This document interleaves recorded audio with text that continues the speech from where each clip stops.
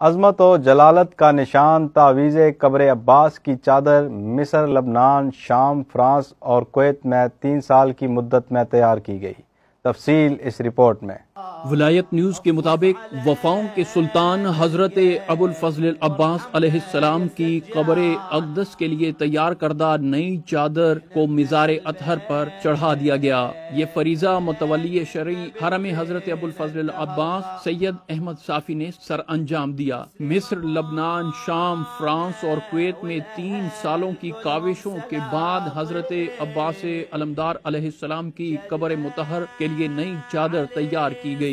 Kuwait میں قائم ابو الفضل العباس committee کے سربراہ سید عباس ہاشم آل بوشقا موسوی نے کہا ہے کہ حضرت عباس علیہ السلام کی قبر اقدس پر اس نوعیت کی پہلی چادر کا کام 1425 ہجری بمطابق 2005 میں روزہ مبارک کے متولی شرعی علامہ سید احمد صافی کی اجازت سے شروع کیا گیا۔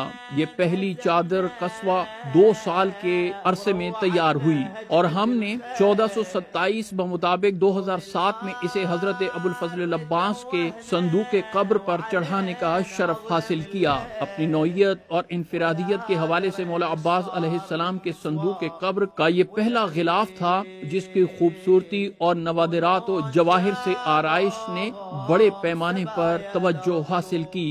انہوں نے مزید کہا کہ 15 سال کے بعد ہم نے حضرت ابی فضل العباس علیہ السلام کے صندوق قبر کے لیے پہلے سے بھی زیادہ خوبصورت مرصع قیمتی چادر تیار کی ہے۔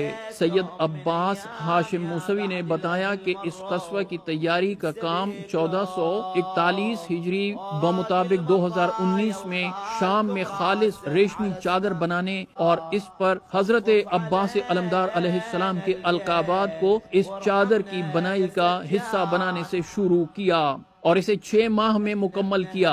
اس چادر پر آیات قرآنیہ کی کڑھائی کے لیے خاص قسم کے دھاگے فرانس سے منگوائے گئے۔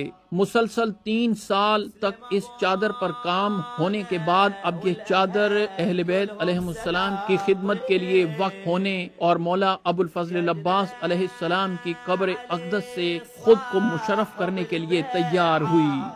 وخالنا حسين وذيك العشيرة صاحبيها صايح البين ظلوا على حر الثرى وضاعت النسوان